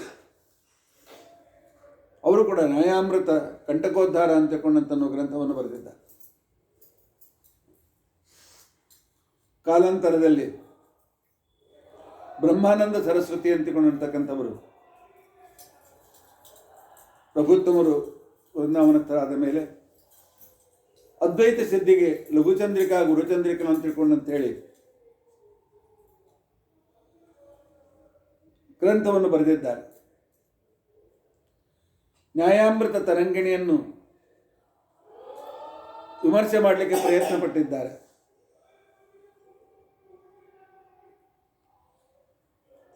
ಆದರೆ ಸಿದ್ಧಾಂತಕ್ಕಿಂತಲೂ ಗ್ರಂಥದಲ್ಲಿ ರಾಮಾಚಾರ್ಯರಿಗೆ ಬೈದದ್ದೇ ಹೆಚ್ಚಿದೆ. ಶುಕಶಾರಿಕಾವತ್ ಉಪಾಹೋಪ ಕ್ಷಮಸ್ಯ ಯಥಾಕರಣಿ ವದಂತ ನೈವ ವಕ್ತುಂ ಯುಕ್ತತ್ವ. ನೀವು ಗುರುಗಳನ್ನು ತಿಳ್ಕೊಂಡು ಹೇಗೆ ಗಿಳಿಗಳ ಗಿಳಿಪಾಠ ಕಲ್ತಿದ್ದೀರಿ, ಗುರುಗಳಿಂದ ಸರಿಯಾಗಿರ್ತಕ್ಕಂಥ ಮಾತನ್ನು ಕಲ್ತಿಲ್ಲ ಅಂತ ಹೇಳ್ತಾರೆ. ಮತ್ತೊಂದು ಕಡೆಯಲ್ಲಿ ತ್ವಾದೃಶೇನ ವಾಕ್ಯನ ಎಂಥ ಮೂರ್ಖರಂತೆ ಶಬ್ದ ಬರೆದಿದ್ದೀರಿ ಅಂತಂತಾರೆ. ಮತ್ತೊಂದು ಕಡೆಯಲ್ಲಿ ಶೃಣುರೇ ಮೂಢ ಅಂತಕೊಂಡಂತೇಳಿ ಮಾತನಾಡ್ತಾರೆ. ಭೀರು ಗೇರುಣ ಅತ್ಯಂತ ಅಂಜುಬರ್ಕರು ನೀವು ಇತ್ಯಾದಿ ಬೈಗಳೇ ಇವೆ ಹೊತ್ತು ಸಿದ್ಧಾಂತದ ಸರಿಯಾದ ಮಂಡನೆ ಇಲ್ಲ. ಮುಂದೆ ಮಥುರಾ ವೃಂದಾವನದಲ್ಲಿ ವಾಸವಾಗಿದ್ದರು. ರಘುತ್ತಮರ ಶಿಷ್ಯರಾಗಿ ಅಧ್ಯಯನ ಮಾಡಿ ಹೋದ ವನಮಾಲ ಮಿಶ್ರ ಅಂತಿಕೊಂಡಂತಕ್ಕಂಥ ಉತ್ತರೀಯ ದೇಶದ ವಿದ್ವಾಂಸರು ಈ ಗುರುಚಂದ್ರಿಕಾ ಲಘುಚಂದ್ರಿಕಾ ಗಂಟನನ್ನು ಖಂಡನೆ ಮಾಡಿ ಅದಕ್ಕೆ ಅವರು ನ್ಯಾಯಾಮೃತ ಸೌಗಂಧ್ಯ ಅಂತನ್ನೋ ಗ್ರಂಥವನ್ನು ಬರೆದರು. ಅದನ್ನು ಬ್ರಹ್ಮಾನಂದ ಸರಸ್ವತಿಗಳು ಆನಂದ ಮುಂದೆ ವಿಠಲೇಶೋಪಾಧ್ಯಾಯರು ಅಂತನ್ನೋರು ಆ ನ್ಯಾಯಾಮೃತ ಸೌಗಂಧ್ಯವನ್ನು ವಿಮರ್ಶೆ ಮಾಡಿದರೆ ಮುಂದೆ 19ನೇ ಶತಮಾನದಲ್ಲಿ ಹುಲಿಗಿ ಶ್ರೇಯಪತ್ತಾಚಾರ್ಯರು ಅಂತಕೊಂಡಂತಕ್ಕಂಥ ಆಚಾರ್ಯರು ದ್ವೈತದ್ಯುಮಣಿ ಅಂತನೂ ಗ್ರಂಥ ಬರೆದರು.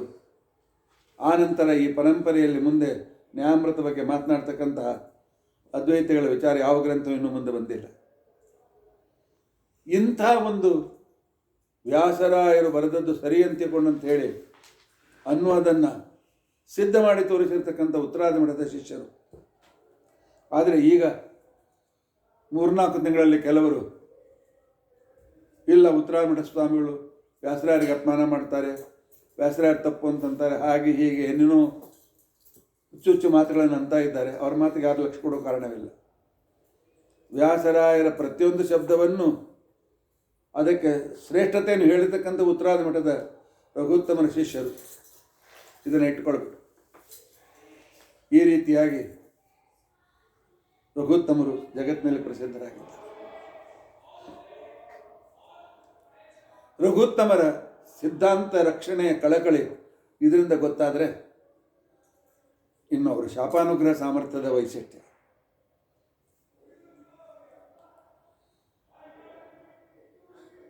ರಘುತ್ತಮರು ದಿನಾಲು ಸುಧಾ ಗ್ರಂಥವನ್ನು 3-4 ಗಂಟೆ ಪಾಠ ಹೇಳ್ತಾ ಇದ್ರು. ಆನಂತರ ಉಳಿದ ಆಹಾರದಿಂದ ತಮಗೆ ಪಾಠಕ್ಕೆ ಅನಾನುಕೂಲ ಆಗ್ತದೆ ಅಂತ ತಿಳ್ಕೊಂಡು ಹೇಳಿ ಹೇಗೂ ಮಣ್ಣೂರಿನಲ್ಲೇ ಬೆಳೆದದ್ದರಿಂದಾಗಿ ಅವರ ಆಹಾರದ ಮುಖ್ಯ ಉದ್ಯೋಗವಾಗಿತ್ತು ಜೋಳದ ರೊಟ್ಟಿಗಳು. ಅದನ್ನು ಸುಮಾರು 25-30 ವರ್ಷಗಳಿಂದ ಅವರಿಗೆ ಬಿಸಿ ಬಿಸಿಯಾಗಿ ರಾಮದೇವರ ನೈವೇದ್ಯ ಅನಂತರ ಆದಮೇಲೆ ರಾಮದೇವರ ನೈವೇದ್ಯ ಸಂದರ್ಭದಲ್ಲಿ ಬಿಸಿ ಬಿಸಿಯಾದ ಜೋಳದ ರೊಟ್ಟಿಗಳನ್ನು ಮಾಡಿ ಅವರಿಗೆ ಕೊಟ್ಟು ಅವರ ಆರೋಗ್ಯವನ್ನು ಕಾಯ್ದುಕೊಂಡಿರ್ತಕ್ಕಂಥ ಒಬ್ಬ ವೆಂಕಣ್ಣ ಅಂತ ಅಡಿಗೆವನಿದ್ದ. ಈ ರೀತಿಯಾಗಿ ಇರುವ ಸಂದರ್ಭದಲ್ಲಿ ಒಮ್ಮೆ ಸುಧಾಪಾಠ ನಡೆದಿತ್ತು. ಅವತ್ತ್ಯಾಕೋ ಯಾವುದೋ ಚರ್ಚೆ ಬಿಸಿ ಏರಿ ಮಧ್ಯಾಹ್ನ 2 ಗಂಟೆ ಆದರೂ ಪಾಠ ಮುಗಿಲಿಲ್ಲ. ಅಡುಗೆ ಮುಗಿಸಿ ಬಂದಿರತಕ್ಕಂತಹ ವೆಂಕಣ್ಣ ಬಂದು ನೋಡೋದು, ಏನಪ್ಪ ಯಾವಾಗ ಮುಗೀತದೆ ಅಂತೇಳಿ. ನಿಮ್ಮ ನ್ಯಾಯಸುದೆಯ ಚರ್ಚೆ ಬಿಸಿ ಬಿಸಿಯಾಗಿ ನಡೆದಿತ್ತು, ವಿಶೇಷವಾದ ರೀತಿಯಲ್ಲಿ ನಡೆದಿತ್ತು. ಇಂತಹ ಸಂದರ್ಭದಲ್ಲಿ ಹಾಗೆ ನೋಡ್ತಾ ಅಲ್ಲೇ ಕೇಳ್ತಾ ನಿಂತ್ಕೊಂಡ. ಕೆಲವು ಸಲ ಶಾಸ್ತ್ರವನ್ನು ಚೆನ್ನಾಗಿ ಅಭ್ಯಾಸ ಮಾಡದೆ ಸುಧಾ ಗ್ರಂಥದವರಿಗೆ ಬಂದು ಮುಟ್ಟಿರ್ತಕ್ಕಂಥ ಕೆಲವರಿಗೆ ನಾನು ಬಹಳ ಪಂಡಿತ ಅಂತ ಅಹಂಕಾರ ಬಂದಿರ್ತದೆ. ಅದರಲ್ಲಿ ಅವನೋ ಒಬ್ಬ ಶಿಷ್ಯ,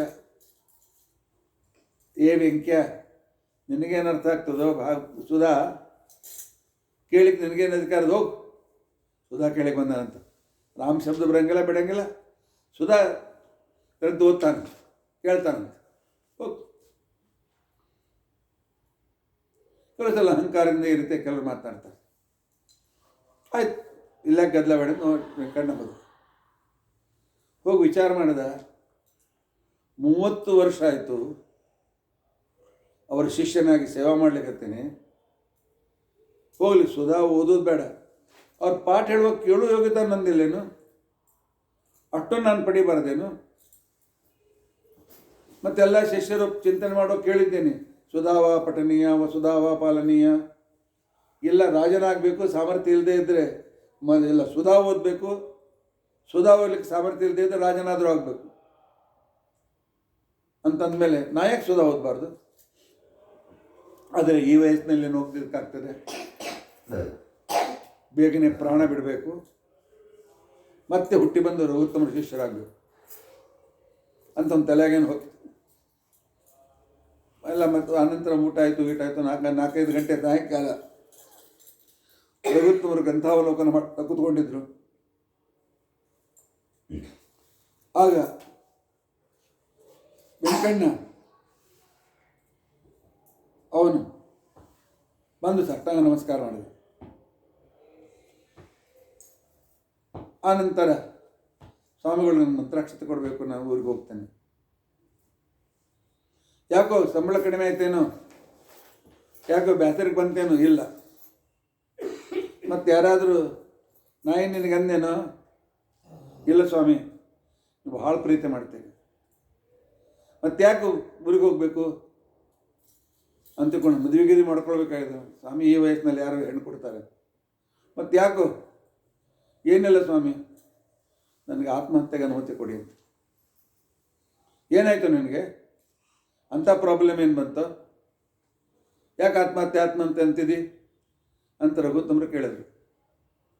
ಇಲ್ಲ, ಇವತ್ತು ನಿಮ್ಮ ಪಾಠ ನಡೆದಾಗ ನಾ ಬಂದು ನಿಂತಿದ್ದೆ, ಯಾರೊಬ್ಬರು ಪಂಡಿತರು ಹೇಳಿದರು, ವೆಂಕ್ಯ ನಿನಗೇನು ಗಂಧ ಗಾಳಿ ಇಲ್ಲ, ರಾಮ ಶಬ್ದ ಬರೋಂಗಿಲ್ಲ, ಸುಧಾ ಅಂತಲ್ಲಿ ಅರ್ಥ ಆಗ್ತದೆ. ಬೈದಾಗ ನಿಂದು ಸುಧಾ ಓದಬೇಕು ಅಂತಕೊಂಡಂತ ಏನು ಮನಸ್ಸಿನಾಗ ಬಂದದು. ಈ ಜನ್ಮದಾಗಂತೂ ಸಾಧ್ಯ ಇಲ್ಲ, ಈ ವಯಸ್ಸಿಗೆ ನಾ ಕಲಿಲಿಕ್ಕೆ ಆಗಂಗಿಲ್ಲ. ಅದಕ್ಕೆ ಅನುಮತಿ ಕೊಟ್ಟರೆ ಹೋಗಿ ಆತ್ಮಹತ್ಯೆ ಮಾಡ್ಕೊಳ್ತೀನಿ. ಆತ್ಮಹತ್ಯೆ ಮಾಡ್ಕೊಳ್ಳೋದ್ರಿಂದ ದೇವರು ಬೇಡ್ಕೊಳ್ತೇನೆ, ನನ್ನ ಬ್ರಾಹ್ಮಣ ಹುಟ್ಟಿಸಿರಿ, ರಘುತ್ತಮ ಶಿಷ್ಯರನ್ನಾಗಿ ಮಾಡು ಅಂತ ತಿಳ್ಕೊಳೋದು. ಯಾಕೆ ಕೊನೆ ಕಾಲಕ್ಕೆ ಪ್ರಾರ್ಥನೆ ಮಾಡಿದಂತ ದೇವರು ಕೇಳ್ತಾನೆ. ಎಂ ಸ್ವರನ್ ಭಾವಂ ತ್ಯಜತ್ತಂತೆ ಕಲೆಯವರನ್ನು. ನಿಮ್ಮ ಶಿಷ್ಯನಾಗಿ ಬಂದು ನಿಮ್ಮ ಕಡೆಯಿಂದ ಸುಧಾ ಓದಬೇಕಾಗಿದ್ರಿ, ಅದಕ್ಕೋಸ್ಕರ ಆತ್ಮಹತ್ಯೆಗೆ ಅನುಮತಿ ಕೊಡ್ರಿ ಅಂತ ಕೇಳ್ತಾರೆ. ರಘುತ್ತಮರು ಕಣ್ಣೆತ್ತು ನೋಡಿದರು. ಸ್ವಲ್ಪ ಕಣ್ಮುಚ್ಚಿ ಅವನ ಯೋಗ್ಯತೆ ವಿಚಾರ ಮಾಡಿದರು. ವಿಚಾರ ಮಾಡದಂತೆ ಅವರು ಹೊಳಿತು, ಹಿಂದಿನ ಜನ್ಮದ ಅಧ್ಯಯನವನಲ್ಲಿ ಪೂರ್ತಿಯಾಗಿದೆ. ಯಾವುದೋ ಒಂದು ದುಃಖ ಪ್ರಾರಬ್ಧದಿಂದಾಗಿ ಅಡಿಗೆವನಾಗ್ಯಾನೆ. ಆ ಪ್ರಾರಬ್ಧ ಮುಗಿಲಿಕ್ಕೆ ಬಂದದ, ತಪ್ಪಿದರೆ ಸಾಕು ಮಹಾನ್ ವಿದ್ವಾಂಸನಾಗ್ತಾನೆ ಅಂತ ಹೇಳಿ ಹತ್ತಿರ ಕರೆದ್ರು. ತಲೆ ಮೇಲೆ ಕೈ ಆಡಿಸಿದರು. ಮಂತ್ರಾಕ್ಷತೆ ಮುಷ್ಟಿ ಮಂತ್ರಾಕ್ಷತೆ ತಲೆ ಮೇಲೆ ಇಟ್ಟು ಹೇಳಿದರು, ವೆಂಕಣ್ಣ ನಾಳೆ ಮುಂಜಾನೆಯಿಂದ ಸುಧಾಪಾಠ ಹೇಳಲಿಕ್ಕೆ ಚಾಲು ಮಾಡಿ. ವೆಂಕಣ್ಣ ಮೈ ಮರೆತ, ಮೈಯೆಲ್ಲ ಬೆವರಿತು. ಏನೋ ವಿಚಿತ್ರ ನನ್ನ ಜೀವನದಲ್ಲಿ ನಡೀತಾ ಇದೆ ಅಂತ ಅನಿಸ್ತು. 5 ನಿಮಿಷ ಗುರುಗಳ ಪಾದದ ಮೇಲೆ ತಲೆ ಇಟ್ಟು ಕಣ್ಣೀರು ತೋರಿಸ್ತಾ ಇದ್ದ. ಒಮ್ಮೆಲೆ ಸುಧಾದ ವಿಷಯಗಳು ಗೊತ್ತಾಗ್ಲಿಕ್ಕೆ ಪ್ರಾರಂಭ ಆಗುತ್ತೆ. ಭಾಳ ಸಂತೋಷ. ನನ್ನ ಉದ್ಧಾರ ಮಾಡಿದ್ದೀರಿ ಗುರುಗಳೇ, ನಿಮ್ಮ ಆಜ್ಞೆಯನ್ನು ಪರಿಪಾಲನೆ ಮಾಡ್ತೇನೆ ಅಂತ. ಮರುದಿವಸ ಬೆಳಗ್ಗೆ 5 ಗಂಟೆಗೆ ಪಾಠ ಪ್ರಾರಂಭ ಆಗಬೇಕು. ಸ್ವಾಮಿಗಳು ದಿವಾಣರನ್ನು ಕರೆದು ಹೇಳ್ತಕ್ಕಂಥ ಸಂದರ್ಭದಲ್ಲಿ ಆಗ ದಿವಾಣ ಬಂದು ಏನಂತಿಲ್ಲ, ಮತ್ತು ನನ್ನಕ್ಕಿಂತ ಕೆಳಗೆ ನಿಮ್ಗಿಂತ ಮೇಲೆ ಒಂದು ಮಣಿ ಹಾಕ್ರಿ. ದಿವಾಣ ತಿಳ್ಕೊಂಡು ಯಾರು ದೊಡ್ಡ ವಿದ್ವಾಂಸರು ಬಂದಿರ್ಬೋದು, ಅವ್ರಿಗೆ ಮರ್ಯಾದೆ ಕೊಡೋದಕ್ಕೋಸ್ಕರ ಈ ರೀತಿಯಾಗಿ ಮಾಡಿದ್ದಾರೆ ಅಂತ ತಿಳ್ಕೊಂಡು ಅಂತ ಹೇಳ್ತಾರೆ. ಒಬ್ರಿಗಿಂತ ಒಬ್ಬರು ಮಹಾವಿದ್ವಾಂಸರು ಪಾಠಕ್ಕೆ ಬಂದು ಕೂತ್ಕೊಂಡ್ರು. ರಘುತ್ತಮರು ತಮ್ಮ ಶಿಷ್ಯ ತಮ್ಮ ಮನೆ ಮೇಲೆ ಕೂತರು. ಬಾರಪ್ಪ ವೆಂಕಣ್ಣ ಭಟ್ಟ ಅಂತ ತಿಳ್ಕೊಂಡು ಕರೆದು, ಎಲ್ಲರೂ ವೆಂಕ್ಯ ಅಂತ ಕರೆದೇ ಬೇರೆ, ಯಾರಪ್ಪ ವೆಂಕಣ್ಣ ಭಟ್ರು ಅಂತ ತಿಳ್ಕೊಂಡು ಅಂತೇಳಿ ನೋಡ್ತಾ ಇರುವಾಗ ಸ್ವಾಮಿಗಳು ಕೊಟ್ಟಿರ್ತಕ್ಕಂಥ ಒಳ್ಳೆ ಜರತಾರಿ ಶಾಲೆ ಹಾಕೊಂಡು ಬಂದು ವೆಂಕಣ್ಣ ಕುಳಿತುಕೊಂಡ. ಗುಜು ಪ್ರಾರಂಭ ಆಯಿತು. ಈ ಅಡಿಗೆ ನಮ್ಗಿಂತ ಮೇಲೆ ಕೂಡಿಸಿದ್ರು ಸ್ವಾಮಿ. ಕೆಲವರು ಧೈರ್ಯ ಇದ್ದವ್ರು ಕೇಳೇ ಬಿಟ್ರು, ಸ್ವಾಮಿ ನಿಮ್ಮ ಅಡಿಗೆವನ ಮೇಲೆ ಭಾಳ ಪ್ರೀತಿ ಇರ್ಬೋದು,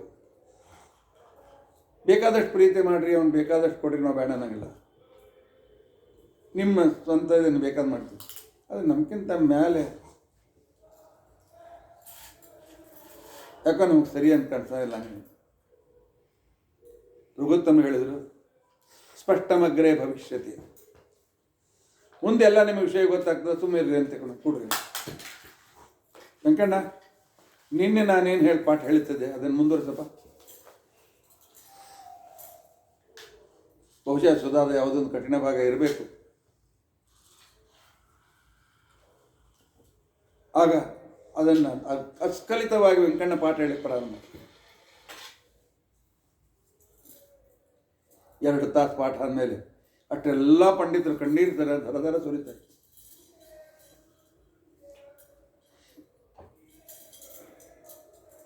ವೆಂಕಣ್ಣನಿಗೆ ಕೇಳಿದ್ರು, ಏನಪ್ಪ ಇಷ್ಟಿದ್ದೆ ಎಲ್ಲಿಂದ ಬಂತು, ಈಗ ಎಲ್ಲಿಂದ ಬಂತ್ರಿ ವೆಂಕಣ್ಣ ಭಟ್ರಿ ಅಂತ ಕೇಳಿದ್ರು. ಎಂತೋಗಿಂತ ಹೋಯ್ತು. ಈಗ 2 ತಾಸು ಪಾಠ ಕೇಳಿ ನಮಗಿಂತ ಬಹಳ ಶ್ರೇಷ್ಠ ವಿದ್ವಾಂಸರಾಗ್ಯಾರ ಅಂತ ತಿಳ್ಕೊಂಡಂತೇಳಿ, ಇದೆಲ್ಲ ಹೇಗೆ ಅಂತಂದಾಗ ಪಾಠ ಹೇಳ್ತಾ ಆನಂದಾಶ್ರು ಸುರಿಸಿದ ವೆಂಕಣ್ಣ ಭಟ್ಟ ಎಲ್ಲ ಗುರುಗಳಿಗೆ ಕೇಳಿಬಿಡಿ ಅಂತ. ಆಗ ರಘುತ್ತಮರು ಹೇಳಿದರು, ಗುರುಗಳ ಅನುಗ್ರಹ ಈ ರೀತಿಯಾಗಿರ್ತದೆ. ಬ್ರಹ್ಮಸೂತ್ರದ ಹೇಳಿಲ್ಲೇನು, ಪ್ರಧಾನವದೇವೈ ತದುಕ್ತಂ, ಗುರುಗಳು ಸಂತೋಷಪಟ್ಟು ಏನು ಕೊಡ್ತಾರೆ, ಏನು ಆಶೀರ್ವಾದ ಮಾಡ್ತಾರೆ ಅದು ಸತ್ಯವಾಗ್ತದೆ. ಮಧ್ವಾಚಾರ್ಯ ಉದಾಹರಣೆ ಕೊಟ್ಟಿಲ್ಲೇನು, ಧೌಮ್ಯರ ಹತ್ತಿರ ಒಬ್ಬ ಆರುಣಿ ಅಂತ ಎಂತುಕೊಂಡ ಶಿಷ್ಯ ಇದ್ದ.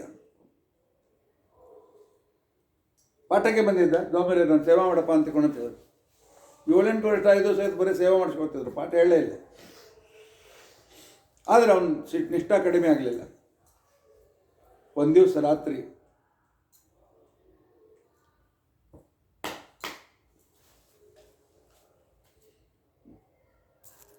ಇಬ್ಬರು ಧೋ ಮಳೆ ಬೀಳ್ತಿತ್ತು.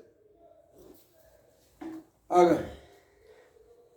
ಸುಮಾರು 9 ಗಂಟೆಗೆ ಗುರುಗಳು ಕೇಳಿದರು, ಏ ಆರುಣಿ ಬಾರೋ ಅಂತಕೊಂಡಂತೆ. ಬಂದ. ಏನು ಸ್ವಾಮಿ, ಹೋಗು ಹೊಲಕ್ಕೆ ಹೋಗು, ಇಷ್ಟು ಮಳೆ ಬಿದ್ದು ನೀರೆಲ್ಲ ಬಂದು ನಮ್ಮ ಹೊಲದ ಒಡ್ಡು ಅಂದರೆ ಬಂದ ನೀರು ಅಲ್ಲೇ ಉಳಿಬೇಕು, ಅದು ಅಲ್ಲೇ ಹಿಂಗಬೇಕು ಅಂತಿಳ್ಕೊಂಡು ಅಂತೇಳಿ ಹಿಂಗೆ ದೊಡ್ಡ ಒಡ್ಡು ಮಾಡಿರ್ತಾರೆ. ಒಮ್ಮೊಮ್ಮೆ ಏನಾಗ್ತದೆ, ಒಡ್ಡಿನಿಂದ ಯಾವುದೋ ಭಾಗ ಸೀಳಿ ನೀರೆಲ್ಲ ಹೋಗ್ಬಿಡ್ತದೆ. ಹೋಗಿ ನೋಡು, ಒಟ್ಟು ಸರಿ ಇದ್ರೆ ಸರಿ, ಬಂದು ಎಲ್ಲಾದರೂ ಅದು ಸೀಳು ಬೀಳ್ತಿತ್ತು ಅಂತಕೊಂಡಂತಂದರೆ ಹಾಗೂ ಚಂದ್ರನ ಬೆಳೆದಂಗಳದ ಸರಿ ಮಾಡ್ಕೊಂಡು ಹೋಗು ಅಂತಕೊಂಡು. ಈ ರಾತ್ರಿಯಲ್ಲಿ ಯಾರು ಹೋಗೋರು, ಯಾರು ಮಾಡೋರು, ಈ ತಂಡೊಳಗೆ ನಾ ಯಾಕೆ ಹೋಗಲಿ, ಈಗಿನಂತೆ ತಕರಾರು ಮಾಡಲಿಲ್ಲ. ಆಗಲಿ ಗುರುಗಳಂತ ತಗೊಂಡು ಅಂತ ಹೇಳಿ ಸನಿಕೆ ಗುದ್ದಿ ತೆಗೆದುಕೊಂಡು ಹೋದ. ಒಂದು ಕಡೆಗೆ ಬಡ್ಡು ಹೊಡೆದು ನೀರು ಹೋಗ್ತಿತ್ತು. ಆಗ ದೊಡ್ಡ ದೊಡ್ಡ ಕಲ್ಲು ತಂದು ಹಾಕಿದ, ಮತ್ತೊಂದು ಹಾಕಿದ, ಎಲ್ಲ ಮಾಡಿದ. ಏನು ಮಾಡಿದ್ರು ಆ ಪ್ರವಾಹ ಇಷ್ಟಿತ್ತಲ್ಲ, ಅದು ಮತ್ತೆ ಕೊಚ್ಕೊಂಡು ಹೋಗ್ತಿತ್ತು. ಒಂದು ಕಡೆ ಭಾಗದಿಂದ ಏನು ಮಾಡಿದ್ರು ಅದು ಬಂದಾಗಲಿಲ್ಲ. ಕೊನೆಗೆ ತಾನೇ ಆ ಜಾಗದೊಳಗೆ ಕೂತ್ಕೊಂಡು ಹಿಂಗೆ ಮಲ್ಕೊಂಡ. ಪ್ರವಾಹ ನಿಂತು ರಾತ್ರಿ 12 ಆಯಿತು, ಮುಂದಾಯಿತು. ಶಿಷ್ಯ ಬರಲಿಲ್ಲ ಅಂತ ತಿಳ್ಕೊಂಡು ಅಂತೇಳಿ ಧೌಮ್ಯರು ತಾವೇ ಹೊಲಕ್ಕೆ ಬಂದಿದ್ದಾರೆ. ನೋಡ್ತಾರೆ, ಒಡ್ಡು ಒಡೆದ ಸ್ಥಳದಲ್ಲಿ ನೀರು ಹೋಗಬಾರ್ದು ಅಂತ ತಾನೇ ಅಡ್ಡಾಗಿ ಮಲ್ಕೊಂಡ್ಬಿಟ್ಟಾನ. ಆದರೆ ಚಳಿ ನೀರಿನ ಪ್ರವಾಹದಿಂದ ಮೂರ್ಛಿತನಾಗಿರ್ತಾನೆ. ಆಗ ತಲೆ ಮೇಲೆ ಕೈ ಇಟ್ಟು ಆಶೀರ್ವಾದ ಮಾಡಿ ಹೇಳ್ತಾರೆ, ನೋಡಪ್ಪ ಎಚ್ಚರಾಗು ಅಂತ ತಿಳ್ಕೊಂಡು ಅಂತ ಹೇಳಿ ಗಡಿಬಿಡಿಯಿಂದ ಎಚ್ಚರಾದ. ನೋಡು, ಭಾಳ ಒಳ್ಳೆಯ ರೀತಿಯಿಂದ ಗುರು ಸೇವೆ ಮಾಡಿದ್ವಿ. ನಾಳಿನಿಂದ ಬ್ರಹ್ಮಜ್ಞಾನಿಯಾಗು, ಮನೆಗೆ ಹೋಗ್ಬೋದು, ನಿನ್ನ ವಿದ್ಯೆ ಮುಗೀತು ಅಂತ. ಅಂದಾಕ್ಷಣಕ್ಕೆ ನಿವನಿಗೆ ಎಲ್ಲ ಶಾಸ್ತ್ರಗಳು, ವಿದ್ಯಾಗಳು, ಗ್ರಂಥಗಳು ಎಲ್ಲ ಉದ್ಭೂತವಾಗಲಿಕ್ಕೆ ಪ್ರಾರಂಭ ಆಗುತ್ತೆ. ಯಾಕೆ? ಗುರುಗಳ ಅನುಗ್ರಹ, ಗುರುಗಳ ಆಶೀರ್ವಾದದಿಂದ ಈ ರೀತಿಯಾಗಿ ಎಲ್ಲವೂ ಪ್ರಾಪ್ತಿಯಾಗ್ತದೆ ಅಂತ ತಿಳ್ಕೊಂಡು ಅಂತ ಹೇಳಿ ಆ ಕಾಲದಲ್ಲಿ ಆಶೀರ್ವಾದ ಆದದ್ದು. ನಮ್ಮ ಗುರುಗಳು ಆಶೀರ್ವಾದ ಮಾಡಿದ್ದಾರೆ, ಮಧ್ವಾಚಾರ್ಯ ಆಶೀರ್ವಾದ ಮಾಡಿದ್ದಾರೆ. ನಾ ಮಾಡಿದ್ದೀನಿ ಅಂತ ರಘುತ್ತಮರು ಹೇಳಲಿಲ್ಲ. ಗುರುಗಳ ಆಶೀರ್ವಾದ ಮಾಡಿದ್ದಾರೆ. ಒಂದು ಪೂರ್ವ ಧರ್ಮದ್ದೆಲ್ಲ ಉದ್ಭೂತವಾಗ್ಯದ, ಪ್ರಾರಬ್ಧ ಸವೆದೋಗ್ಬಿಟ್ಟದ ಅಂತ ತಿಳ್ಕೊಂಡು ಅಂತ ಹೇಳಿದ್ರು. ಅದಕ್ಕೆ ನಂತರ ಬಂದಿರತಕ್ಕಂತಹ ಶಿಷ್ಯರು ಆ ವೆಂಕಟ ಭಟ್ಟರನ್ನು ಈ ರೀತಿಯಾಗಿ ಸ್ತೋತ್ರ ಮಾಡ್ತಾರೆ. ರಘುತ್ತಮರನ್ನು ಸ್ತೋತ್ರ ಮಾಡುವಾಗ ಮೂಢಾಗ್ನಿರ್ ವೆಂಕಟ ಭಟ್ಟ ಸೂದಃ, ಒಂದು ಅಕ್ಷರ ಬರಲಿಕ್ಕೆ ಬರದೇ ಇರತಕ್ಕಂಥ ಮೂಢನಾದ ವೆಂಕಟ ಭಟ್ಟ ಅಂತಕೊಂಡಂತ ಒಬ್ಬ ಅಡಿಗೆಯವ. ಸೂರ್ಯಜ್ಞ ಗರಣ್ಯೋ ಭವತಾತ್ಮವೇದಿ, ಪಂಡಿತರಿಗಿಂತ ಮಹಾಪಂಡಿತನಾದ, ಆತ್ಮಜ್ಞಾನವನ್ನು ಪಡೆದ. ಯಶ್ಯ ಪ್ರಸಾದಾತ್ ಸ ಗುರು ಪ್ರಭರ, ಯಾರ ಅನುಗ್ರಹದಿಂದ ಅವನು ಸರ್ವಶ್ರೇಷ್ಠನಾದನು ಅಂತಹ ರಘುತ್ತಮರು ನನ್ನ ವಿದ್ಯಾಧ್ಯಯನದಲ್ಲಿ ಯಾವುದೇ ವಿಘ್ನಗಳು ಆಗದಂತೆ ನೋಡಿಕೊಳ್ಳಲಿ, ವಿಶೇಷವಾದ ಜ್ಞಾನ ನಮಗೆ ಕೊಡಲಿ ಅಂತ ತಿಳ್ಕೊಂಡು ಅಂತೇಳಿ ಕೇಳಿದ್ದ. ಇಂಥ ಅನೇಕ ಕಾರ್ಯಗಳನ್ನು ಮಾಡಿರ್ತಕ್ಕಂಥವರು ರಘುತ್ತಮರು. ಶಾಸ್ತ್ರದಲ್ಲಿ, ಪ್ರಚಾರದಲ್ಲಿ ಈ ರೀತಿಯಾಗಿ ಮಾಡಿದರೆ ತಾವು ಜೀವಿತ ಇದ್ದಾಗಲೂ ಕೂಡ ಅನೇಕ ಜನರ ಪ್ರಾಣ ಉಳಿಸಿದ್ದಾರೆ, ಅನೇಕ ಜನರು ಉದ್ಧಾರ ಮಾಡಿದ್ದಾರೆ. ಅಷ್ಟೇ ಅಲ್ಲ, ವೃಂದಾವನಸ್ಥರಾದ ಮೇಲೆಯೂ ಕೂಡ ಇವತ್ತಿಗೂ ಅನೇಕ ಘಟನೆಗಳು ನಡೆದಿವೆ.